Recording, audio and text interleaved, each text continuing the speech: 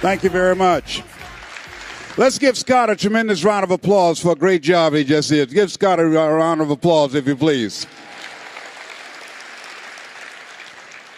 How many have major goals you'd like to achieve? Raise your hands, please. Major goals you'd like to achieve. Fantastic. Shake someone's hand on your right and left. Look them in the eyes and say, you have something special. You have greatness within you. Do that right now, please.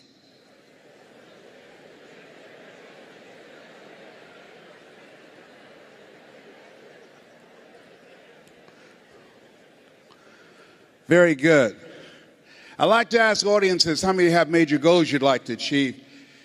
And I want to ask you another question, because I've been reflecting on this. Last year I had a reoccurrence of the little c, cancer. 15 years ago I was diagnosed with prostate cancer and given a 2 to 3 year prognosis. One of the things I think that doctors should never tell someone they're terminally ill, what they should say is, my knowledge and ability to help you has terminated. But I've been reflecting on my life, and I want to ask you, and I know you've done things you feel good about, things that you're proud of, but how many of you know if you had your life to live over again, you could have done more than what you've done thus far? Raise your hands, please.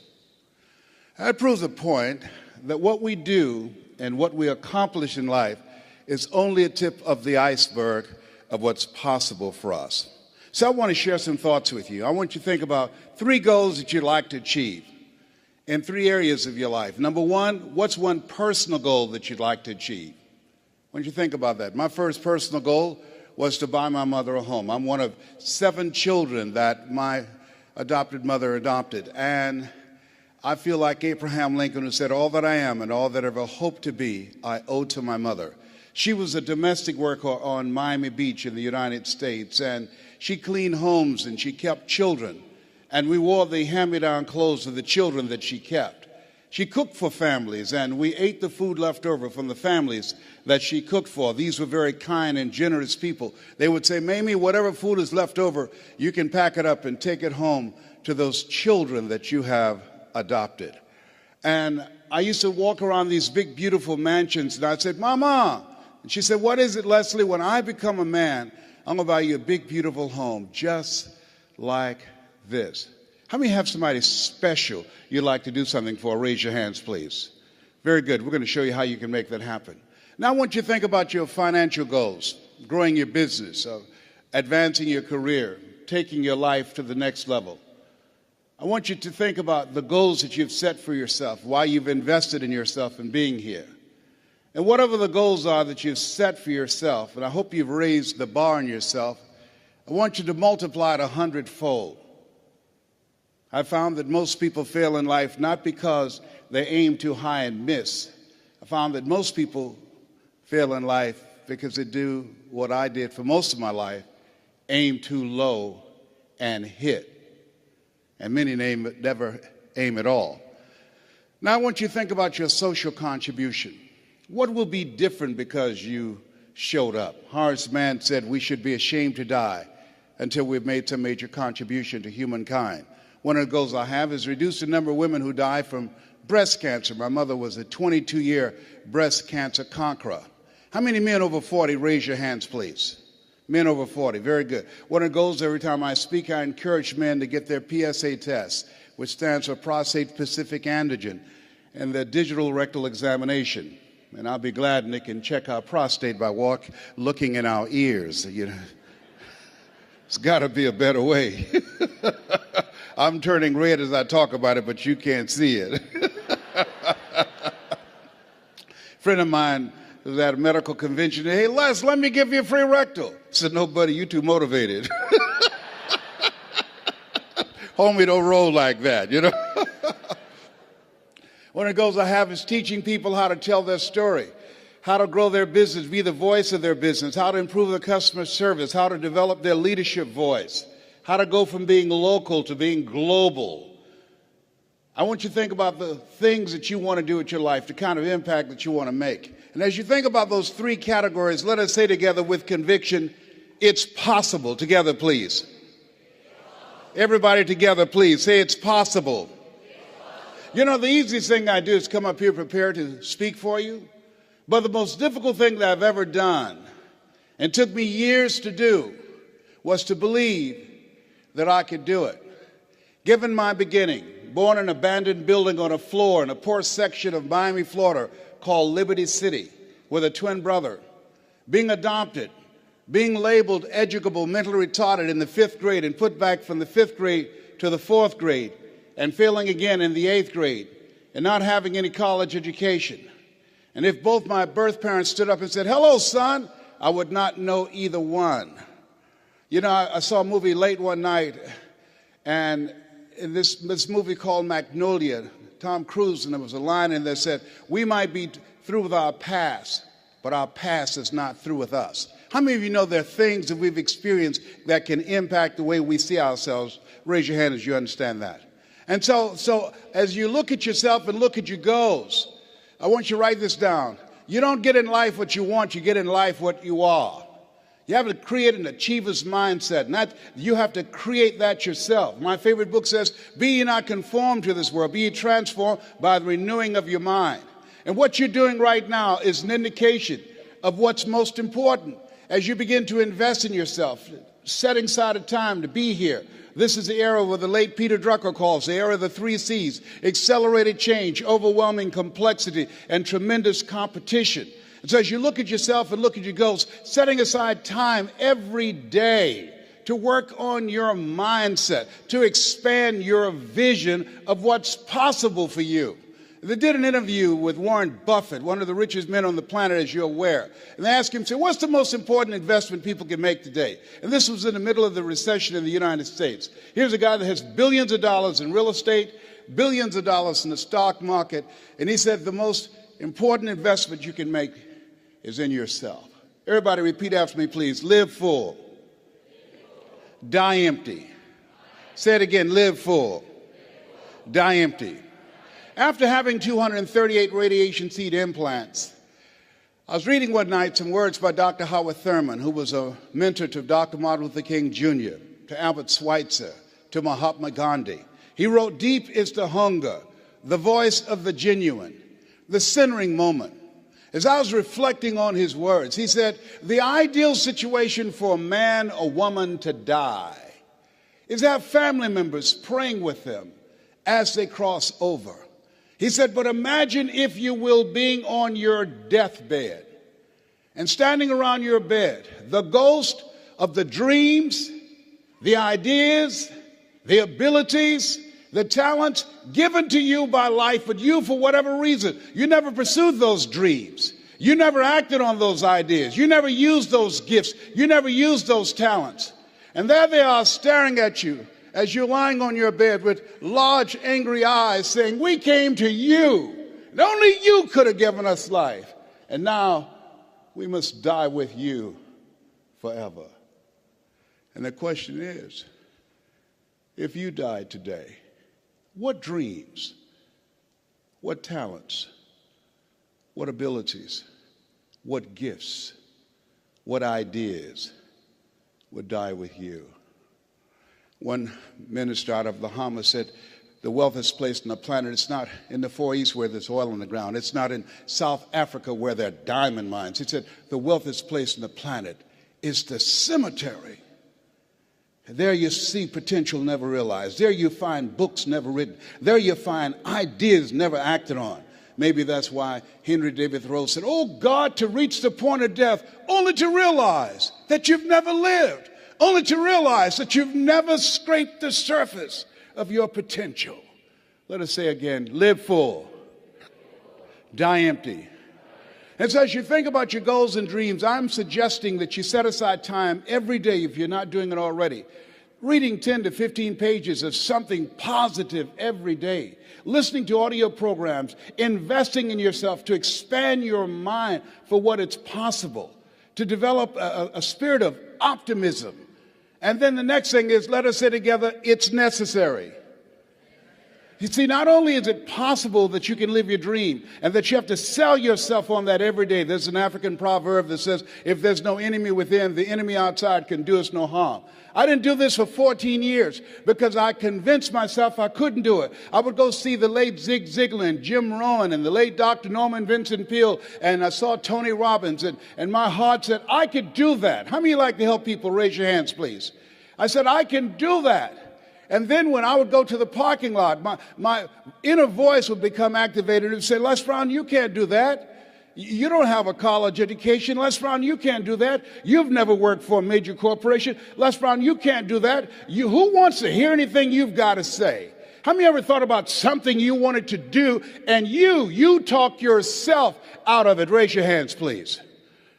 And so that's why it's necessary that we work on ourselves. And let us say together, OQP. Only quality people. Write that down. As you think about your goals and dreams over the next 2 years, over the next 2 days, it's very important that you look at the people in your life and you ask the question, what is this relationship doing to me? MIT did a study. The study indicated that you earn within $2,000 to $3,000 of your closest friends. Whoa, when I heard that, I got a lot of broke people out of my life. My mama said, son, if you run around with 9 broke people, I guarantee you'll become number 10. Dr. Dennis Kimbrough out of Atlanta said, if you're the smartest one in your group, you need to get a new group. So as you think about your goals and dreams, detoxify your life. Les, can I change them? No. It's a full-time job changing yourself. And there's some people that's so negative they can walk into a dark room and begin to develop.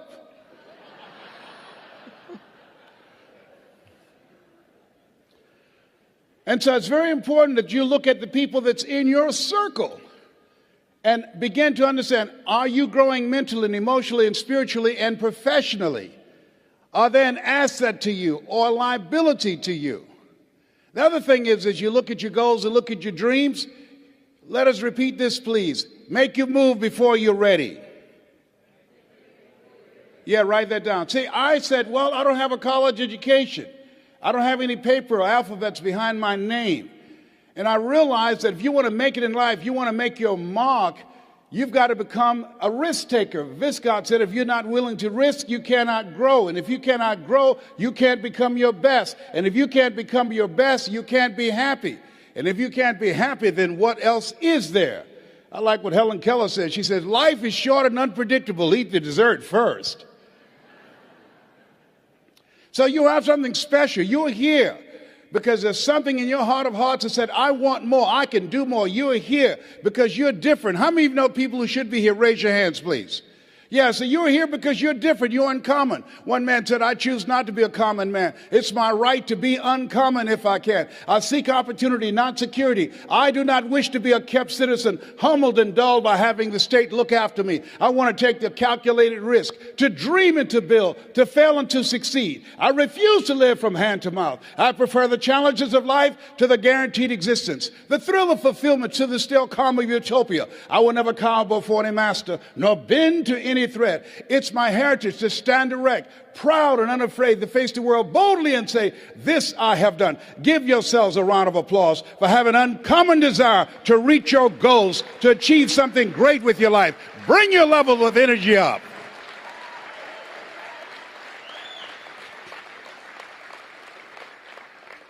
So as you look at yourself, not only must we begin to upgrade our relationships, but the other thing is, as you look at your goals and look at your dreams, write this down. You will fail your way to success. See, 85% of people allow their fear of failure to outweigh their desire to succeed. You're going to make some mistakes, and it's okay. Anything that's worth doing is worth doing badly. It's worth doing right if you know how to do it, but if you don't know how to do it, it's worth doing badly until you get it right. You have to be willing to experiment with life. I've done a variety of things and I had absolutely no idea I have the ability to do those things. Here's what I can say about you, and I don't even know you. You've got greatness within you, but you will not discover your greatness in your comfort zone. You've got to be willing to get outside of your comfort zone, because in order to do something you've never done, you've got to become someone you've never been.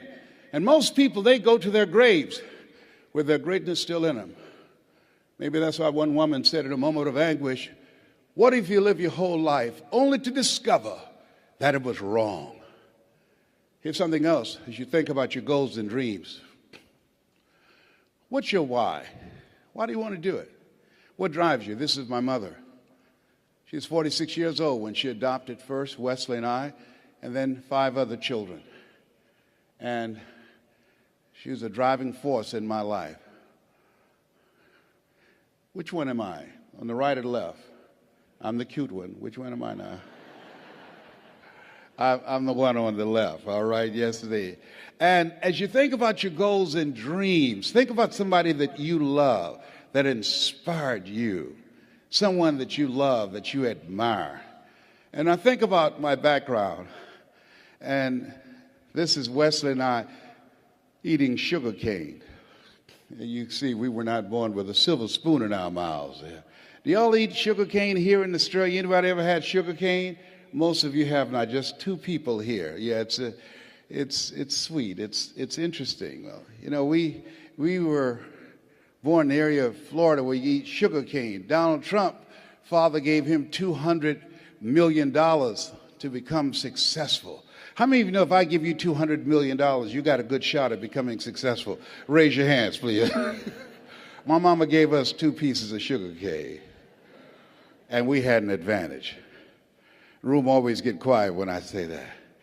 Donald Trump was born with a silver spoon in his mouth. If you had a choice between eating a silver spoon and eating sugar cane, which one would you eat?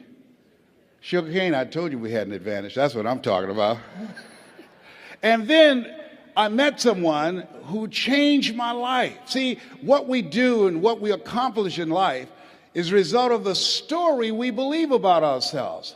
And I met this friend. I was a disc jockey at the time. And he said, "Les Brown, you're more than a disc jockey. Les Brown, you're more than a paycheck. Les Brown, you can do more." How many of you had somebody see something in you didn't see in yourself? Raise your hands, please. And I couldn't see it at the time.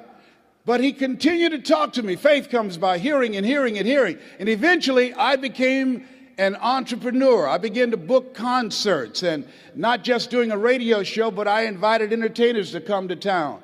And these little guys came. In 1973, there I am standing in the back. That's Michael Jackson there at 10 years of age in 1973. I didn't know who they were going to become. They didn't know who I was going to become. The hand that you shook in the audience, you have no idea whose hand you just shook.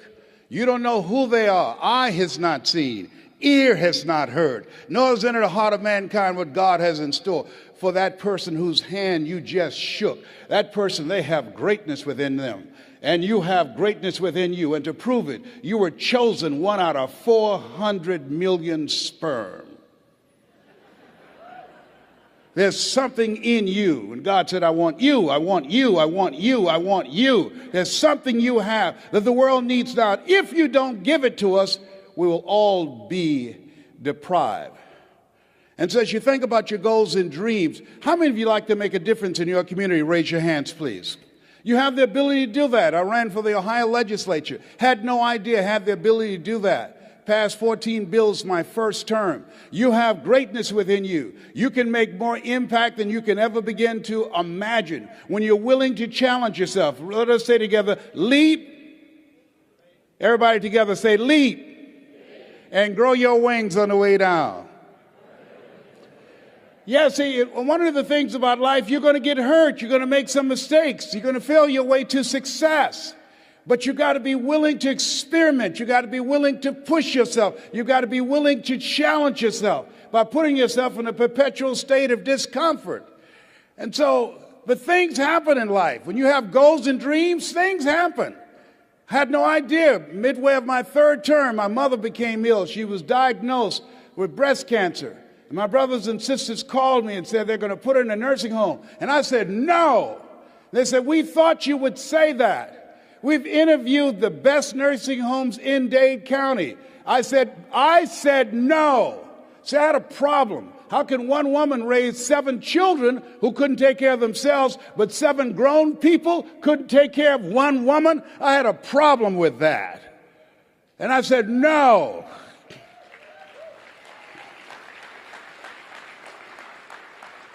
So I resigned from the Ohio legislature, and I came back to Miami to take care of Mama, and took care of her until 89. And there are things, as you have your goals, things are going to happen to you that you can't anticipate. Some of you are in the eye of the storm now. Things are going to happen. And don't say, well, why does this have to happen to me? Why not you?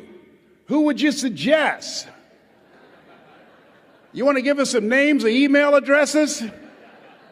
That's really what I said the second time I got cancer. They had told me the cancer had metastasized to 7 areas of my body. I started laughing. He said, why are you laughing? Are you in denial? I said, no, I feel like Mother Teresa. He said, what do you mean? She said, Lord, I know you know how much I can bear. I just wish you didn't have so much confidence in me.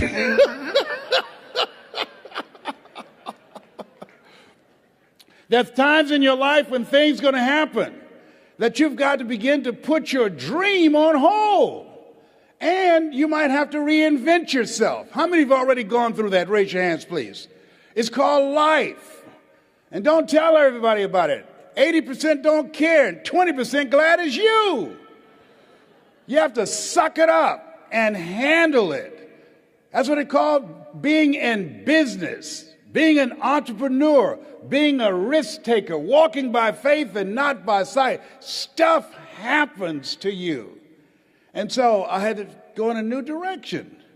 And I decided to tell my story. How many of you got a story? Raise your hands, please. How many of you have gone through some things in life that you can teach some other people? Raise your hands, please. How many of you, like me, had periods in your life when you were temporarily insane? Raise your hands. See, there are some people, one of the goals I have is training 100,000 voices of hope outside of politics and outside of religion, both of which I believe unwittingly polarize and divide people, and teach people how to deliver a message of hope and give people methods and techniques that will help them to change their lives and begin to move their lives to another level. You have something special. You have greatness within you. That story that you have can impact people's lives. Mike Williams talked to me, and it changed my life. It began to expand my vision. How many of you have a college education? Raise your hands, please. Very good. Over 90%. How many ever give a lecture at Harvard University? Raise your hands, please. No hands up. That's in your future. Shake somebody's hand on your right and left and say, that's in my future. That's in my future. Everybody point at me right now. Point at me right now. Point at me lovingly right now. Say, Les Brown. Everybody together say, Les Brown. If you can do it, I can do it. And this time when you say, I can do it, say it with conviction. Point at me again. Les Brown. If you can do it, I can do it. Shake someone's hand on your right and left and say, I'm ready to play a bigger game. Do that right now. Say, I'm ready to play a bigger game. Absolutely. Yes. It says you look at yourself and look at your goals. There's some things that you can do when you challenge yourself, when you go outside your comfort zone. There are things that will come in the direction of your life that you can't even begin to imagine, that you're going to begin to evolve and go to new levels that will amaze you. And I tell you these things not to impress you, but to impress upon you. You have something special. You have greatness within you. You have the ability to do more than you can ever begin to imagine. And so what I'm suggesting that you do is to stretch yourself, that you constantly look for ways as an entrepreneur. How can you begin to set yourself apart from the competition? What is it that you can do that can make you stand out? What are the market takeaways that you can do? One of the things that I learned as a speaker, as a trainer, as an entrepreneur, and a small business operator is that you've got to find something that you love and that you master that. Henry David Thoreau said, do not go where the path may lead, but go where there's no path and leave a trail. As you look at yourself as a business operator, as you look at yourself as an entrepreneur, as you look at yourself as a person that want to make a mark with your life, that want to leave a legacy, you've got to be hungry. Let us say together, I'm hungry to do more. I'm hungry to stretch myself. I'm hungry to take my life to another level. I never forget this gentleman that I'm going to talk with tomorrow. He's now in his 90s. He's blind from glaucoma. And I never forget, he said, young man, go to the board and work this problem out for me. And I said, oh, sir, I can't do that. He says, why not? I said, I'm not one of your students. He said, look at me. Yes, sir. Go to the board and work the problem out anyhow. I said, I can't, sir. And the other students started laughing and saying, he's Leslie. He's got a twin brother, Wesley. Wesley is smart. He's DT. He said, what's DT? He's the dumb twin. And I said, I am, sir. As the students laughed, as some of you did. And he came from behind his desk, he looked at me. He said, don't you ever say that again. Someone's opinion of you does not have to become your reality. And that was a turning point in my life. On one hand, I was humiliated, but on the other hand, I was liberated. Because he looked at me with the eyes of Goethe, who said, look at a man the way that he is, he only becomes worse. But look at him as if he were what he could be, then he becomes what he should be. He said, young man, what do you want to do with your life? I said, sir, I want to make my mother proud, sir. He said, how do you plan to do that? I said, when I get out of high school, I'd like to be a disc jockey. He says, is that right? I said, yes, sir. He says, good. I'm going to tell you some things to do. I said, what is it? He says, number one, he said, I want you to work on your mind. He said, here's some motivational materials I want you to listen to by Dr. Norman Vincent Peale and Earl Nightingale. Train your thinking. Write this down. This is very important. What you think about, you bring about. He said, I want you to train your mind to serve you. And I want you to focus on becoming a disc jockey every day. I want you to see yourself on the radio talking to thousands of people. I want you to see yourself doing the things that you want to accomplish. Hold the vision. And I encourage you to do the same thing, whatever area. Whatever you want to do, whatever business that you're in, whatever industry that you're in, you want to see yourself there and hold the picture of what it is you want to accomplish. And I said, sir, I want to be a disc jockey, but I don't have a job yet. And then he quoted Whitney Young. He said, young man, it's better to be prepared for an opportunity and not have one than to have an opportunity and not be prepared. He said, you got to be hungry. I said, I am hungry, sir. He said, good. Here are my car keys. At 12 noon, I want you to go in my car and turn on the radio and listen to Paul Harvey. Who is Paul Harvey, sir? He's the world's greatest communicator. He said, whatever you want to do, you want to find people who master that because success leaves clues. And that's the same thing I'm suggesting to you. Whatever area that you want to go in it's finances, in business, insurance industry, whatever area that you're interested in, find the people who are mastering that and follow their example. He said, and let me share something else. I said, yes, sir. He said, watch your relationships. They're nourishing relationships and they're toxic relationships. Nourishing relationships, they bring the best out of you. They inspire you. Toxic relationships, they drain you. I said, I will, sir. I do exactly what you're telling me to do, sir. And then he said, Mr. Brown, yes, sir. I've given you everything I can give you. You got to go out into the marketplace and face the music. I said, thank you, sir. I went to apply for a job on Miami Beach. Milton Butterball Smith was the program director. Hello, Mr. Butterball. How are you, sir? My name is Les Brown, sir. I like to be a disc jockey. Young man, do you have any journalism in your background?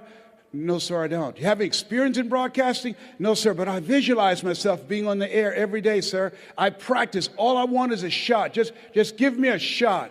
He says, no, we don't have any job for you. How many have ever been rejected? Raise your hands, please. I was devastated with rejection. I went back and I said, hey, Mr. Washington, they said no. He said, don't take it personally. Most people are so negative, they have to say no 7 times before they say yes. He said, you got to be hungry. Go back again. I said, yes, sir. Hello, Mr. Butterball. How are you, sir? My name is Les Brown, sir. I like to be a disc jockey. Young man, weren't you here yesterday? Yes, sir. Didn't I tell you no yesterday? Yes, sir. Then why are you back today? Well, sir, I didn't know whether or not somebody was laid off or somebody was fired, sir. Nobody was laid off or fired. Now get on out of here. I came back the next day. Hello, Mr. Butterball. How are you, sir? My name is Les Brown, sir. I like to be a disc jockey. I know what your name is. Weren't you here the last 2 days? Yes, sir. Didn't I tell you no the last 2 days? Yes, sir. Then why are you back today? Well, sir, I didn't know whether or not someone got sick or someone died, sir. No one got sick or died. No one was laid off or fired. Now, don't you come back here again. I came back the next day, talking loud, looking happy, like I was singing for the first time.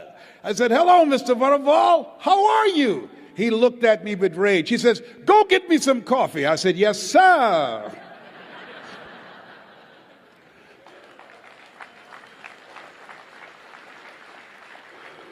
My favorite book says the greatest among you will be your servant. How many of you are serious about reaching your goals? Raise your hands, please.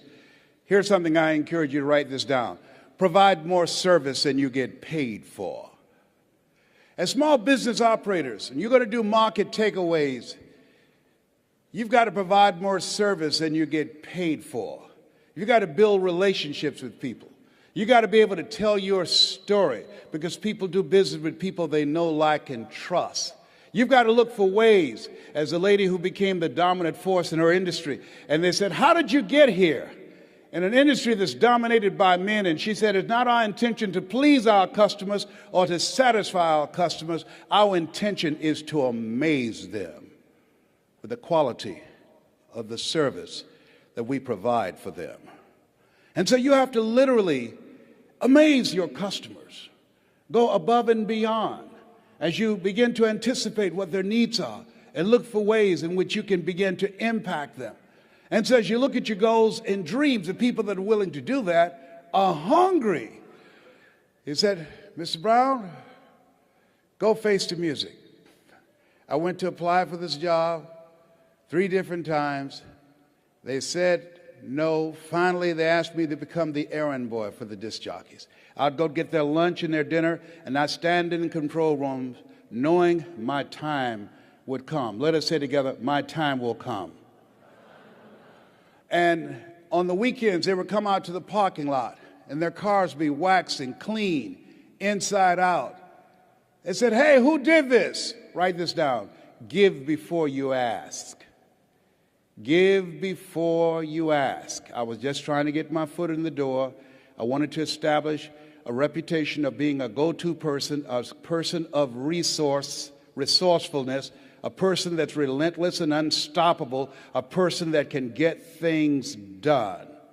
I said, I did, sir. How much you charge? Nothing, sir. I just wanted to help out. I was building relationships. People do business with people they know, like, and trust. Look here. Donna Ross and the Supremes are coming to town. The Four Tops and the Temptations. Here are my car keys. Pick them up and take them to the Fontainebleau Hotel on Miami Beach. It'll be my pleasure to serve you, sir. I was driving these entertainers in the disc jockeys' big, long Cadillacs. I didn't have any driver's license, but I was driving like I had some. Then one day, it was a Saturday afternoon, a disc jockey by the name of Rockin' Roger was drinking while he was on the air. Rockin' Roger got so drunk, he could not complete the show. He began to stutter his words. He was about to fall off the chair. It was a Saturday afternoon, and I was the only one there looking at him through the control room window, walking back and forth, young, ready, and hungry. I was saying, drink, rock, drink. Drink, rock. I'd have gone get him some more if he'd asked me to. Then pretty soon the phone rang. It was the general manager and answered the phone. I said, hello? He said, young boy, this is Mr. Klein. I said, I know. He said, Rock can't finish his program. I said, I know. He said, would you call one of the other DJs in? I said, yes, sir. I hung the phone up. I said, now he must think I'm crazy. I called my mama and my girlfriend, Cassandra. I said, y'all come out on the front porch and turn on the radio. I'm about to come on the air.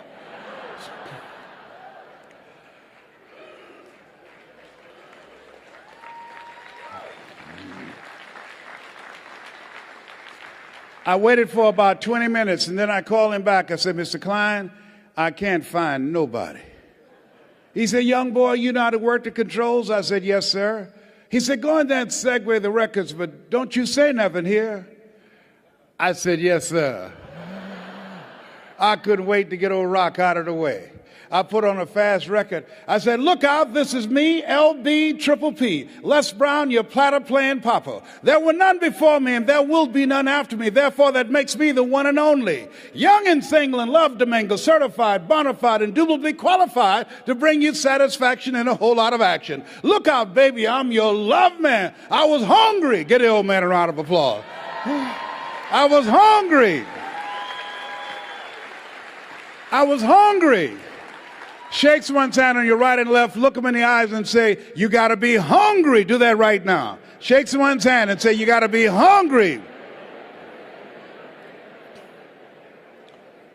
People that are hungry are willing to do the things today others won't do in order to have the things tomorrow others won't have. People that are hungry believe, always strive to get on top in life because it's the bottom that's overcrowded.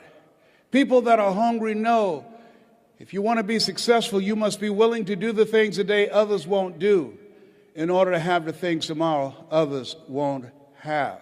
I didn't do what I'm doing right now because it was hard. How many of you decided not to do something because it was hard? Raise your hands, please. I want you to write this down. If you do what is easy, your life will be hard. Complain, point at your circumstances, give up your power, blame the government, blame the economy. If you do what is easy, your life will be hard. But if you do what is hard, your life will be easy. It's hard to make a radical change in your behavior. It's hard to take ownership. It's hard to swallow the bitter pill that wherever you find yourself, at some point in time, you made an appointment to be there. That's hard. That's hard. If you do what is easy, your life will be hard. But if you do what is hard, your life will be easy. I don't know what your goals are. I don't know what you want to do with your life. Here's what I know about your being here. That there's something in you that waits and listens to the voice of the genuine in yourself. It will be perhaps the only guide you will ever have. And if you cannot hear it, all of your life, your days will be spent on the ends of strings that somebody else pulls. And I submit to you, the reason that you're here is that in your heart of hearts, you've said, I'm going to pull my own strings. I say to you, the reason that you're here is something about you that says, I'm going to control my own destiny. There's something about you that when you pointed your fingers at your circumstances, you realize you had three pointing at yourself. So I want to dedicate something to you that my mother loved to hear me say. Mama was a 22-year breast cancer conqueror. I want to dedicate this to you, to the achiever in you, to the greatness in you, to the unexpressed gifts, talents, and abilities that you have in you that's hungry to get out.